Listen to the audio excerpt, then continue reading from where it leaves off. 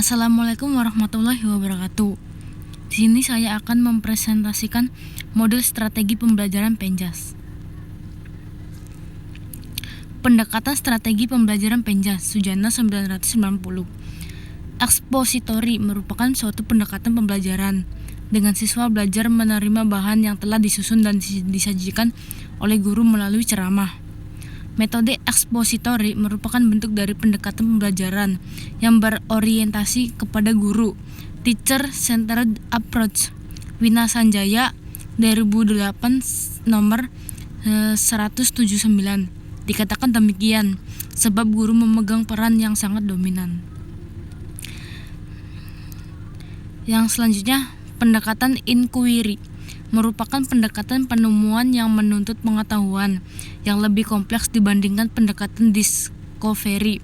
Pada pendekatan inquiry, siswa dengan proses mentalnya sendiri dapat menemukan suatu konsep, sehingga dapat menyusun rancangan percobaan dilakukan atas kemampuannya sendiri. Yang selanjutnya, komponen model pembelajaran Bruce dan Marsa Weil tahun 1980, Model of Teaching. Pendekatan yang berorientasi tujuan ini menempatkan rumusan yang atau penempatan tujuan yang hendak dicapai dalam posisi sentral. Sebab tujuan adalah pemberi arah dalam pelaksanaan proses belajar mengajar. Tujuan matematika misalnya sama dengan konsep dasar dan disiplin ilmu matematika. Yang selanjutnya ada sintaks.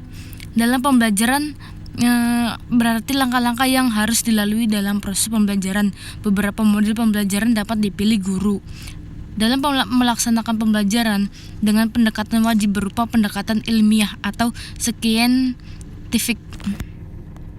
Langkah pembelajaran pada pendekatan scientific adalah sebagai berikut, yaitu 1. Mengamati, yang kedua menanya, yang ketiga mengumpulkan informasi atau mencoba, yang keempat menalar atau mengasosiasi, yang terakhir mengkomunikasikan. Yang selanjutnya ada sistem sosial. Sistem sosial mendeskripsikan peranan siswa dan guru, interaksi antara guru dengan siswa, serta target yang diharapkan berkaitan dengan sistem sosial. Dalam model pembelajaran eskalasi, kegiatan pembelajaran berpusat pada siswa, sedangkan guru berperan sebagai pembimbing, fasilitator, motivator, dan mediator. Yang selanjutnya ada prinsip reaksi. Prinsip reaksi adalah pola kegiatan yang menggambarkan respon guru yang wajar terhadap siswa baik secara individu dan kelompok maupun secara keseluruhan. Prinsip reaksi berkaitan dengan teknik yang diharapkan oleh guru dalam memberi reaksi terhadap perilaku siswa. Selama kegiatan pembelajaran seperti bertanya, menjawab, menanggapi, mengkritik, melamun, mengganggu teman, kurang serius, dan sebagainya. Selanjutnya ada sistem pendukung atau bantuan. Sistem pendukung dari model pembelajaran adalah segala sesuatu yang diperlukan oleh siswa untuk dapat menggali informasi yang sesuai guna mencapai tujuan pembelajaran, seperti lembar kerja siswa, media pembelajaran, dan buku penunjang. Yang selanjutnya ada model strategi pembelajaran CBSA, Sujana tahun 1990. Model mengajar dengar, lihat, atau kerjakan yang disebut model Delikan. Ada beberapa pertimbangan mengapa perlu dicari model atau strategi pengajar untuk siswa tingkat sekolah dasar. Pertimbangan tersebut antara lain yaitu ada 2. Di antaranya yang pertama, 1. Siswa SD berbeda dengan siswa SMP atau SMA, baik dalam kematangan berpikir maupun dalam cara belajar dan motivasinya, yang secara umum masih banyak bergantung pada tuntutan dan arahan guru. Yang terakhir atau kedua, bahan pengajaran atau kurikulum SD pada umumnya berisi konsep-konsep dasar sebagai landasan untuk pengembangan lebih lanjut di SMP. Yang selanjutnya ada model pembelajaran brainstorming. Model pembelajaran brainstorming curah pendapat adalah suatu model dalam pembelajaran untuk menghasilkan banyak gagasan dari seluruh siswa dalam kelompok diskusi yang mencoba mengatasi segala hambatan dan kritik. Brainstorming sering digunakan dalam diskusi kelompok untuk memecahkan masalah bersama. Brainstorming juga dapat digunakan secara individual. Dalam brainstorming, siswa dituntut untuk bisa menggunakan kemampuan berpikir kreatifnya. Yang selanjutnya ada strategi pembelajaran induktif, yaitu adalah sebuah pembelajaran yang bersifat langsung tapi sangat efektif untuk membantu siswa mengembangkan keterampilan berpikir tingkat tinggi dan keterampilan berpikir kritis. Strategi induktif dinamakan juga strategi pembelajaran dari khusus ke umum. Pada strategi induktif, bahan yang dipelajari dimulai dari hal-hal yang konkret atau contoh-contoh yang kemudian secara perlahan siswa dihadapkan pada materi yang kompleks dan sukar. Uktif dinamakan juga strategi pembelajaran dari khusus ke umum.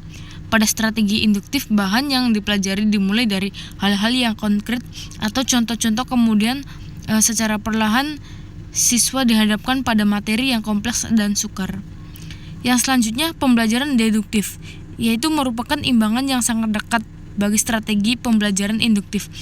Kedua dirancang untuk mengajarkan konsep dan generalisasi. Pembelajaran deduktif disebut pula pembelajaran langsung atau disebut direct instruction. Strategi berpikir deduktif adalah strategi berpikir yang menerapkan hal-hal yang umum terlebih dahulu untuk seterusnya dihubungkan dalam bagian-bagian yang khusus. Ada ciri-ciri strategi pembelajaran induktif dan deduktif, yaitu ciri-ciri dari strategi pembelajaran induktif adalah 4. Yang apa saja itu?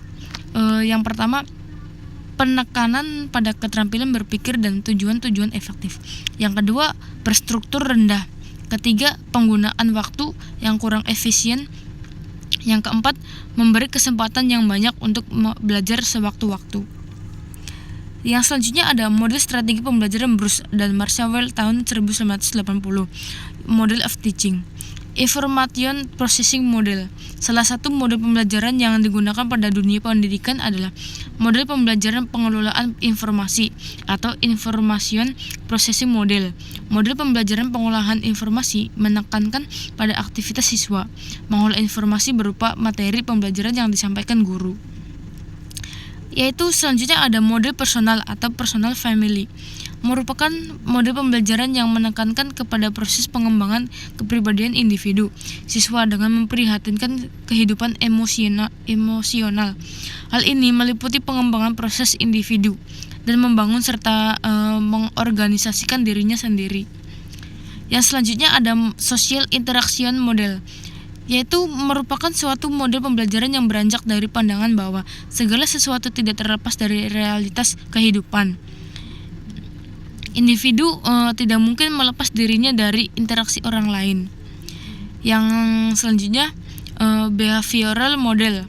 Model ini dikenal juga model modifikasi perilaku atau behavioral modification. Semua model pembelajaran ini bersumber dari kerangka teori behavioral. Istilah-istilah lain yang sejenis dan dipergunakan adalah teori belajar sosial, modifikasi perilaku, atau terapi perilaku. Kelompok model ini lebih menekankan pada aspek perubahan perilaku psikologis dan perilaku yang tidak dapat diamati. Itu saja yang dapat saya sampaikan. Terima kasih, mohon maaf bila ada kesalahan.